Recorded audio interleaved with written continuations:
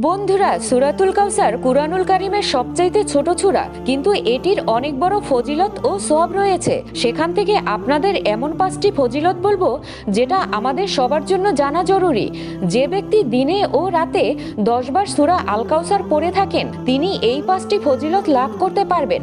Number 1, গুনাহ করার অভ্যাস বদলে যাবে এবং আল্লাহ তাআলা ওই ব্যক্তির পূর্বের গুনাহগুলোকে মাফ করে দিবেন।